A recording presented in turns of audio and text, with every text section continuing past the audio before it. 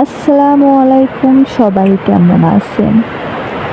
আমরা মামি মিলে আজকে আমাদের লাগানো সবজি গাছের সবজি কাটতে যাচ্ছি। তো এই যে চাল কুমড়ো দেখতে পাচ্ছেন, এই চাল কুমড়ো দিয়েই আজকে আমরা মাছের ঝোল করব। আর এখানে শুধু চাল কুমড়োই নেই, এখানে দুন্দুল গাছ, পুঁই শাক, লাউ গাছ আর করলা গাছও আছে। সব এই একটা জাংলার মধ্যে দিয়েছি।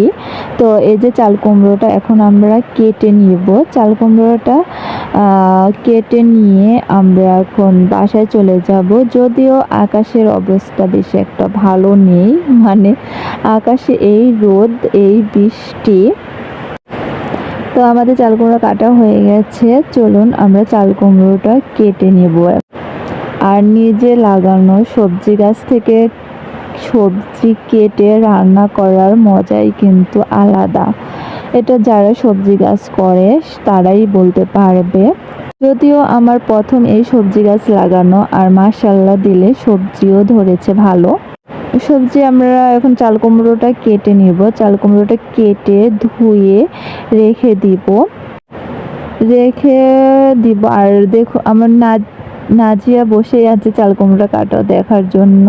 আর চাল কুমড়োটা কাটা হয়ে গেলে আমি এইদিকে মাছগুলো ধুয়ে নিব, মানে আমি এগুলো কেটে ধুয়ে বেছে রেখে দিয়েছি। আর এইদিকে আমি মরিচের বোটা ফেলে নিয়েছি, কারণ আমি কাঁচামরিচ বেটে তরকারিতে রান্না করব।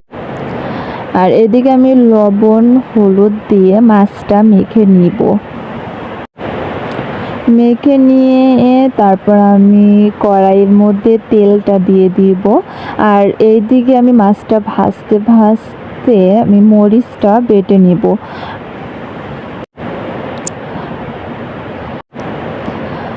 অনেক দিন পরে আমি ভিডিও বানাচ্ছি, তো ভিডিওটি কেমন হয়েছে অবশ্যই কিন্তু আপনারা কমেন্ট করে জানাবেন।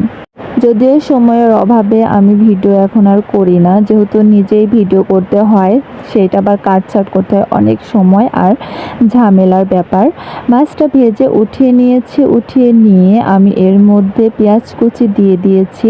পেঁয়াজ কুচি দিয়ে তারপর একটু নাড়াচাড়া করে নিয়ে তারপর এর মধ্যে আমি দিয়ে দিয়েছি লবণ হলুদ আর কাঁচামরিচ।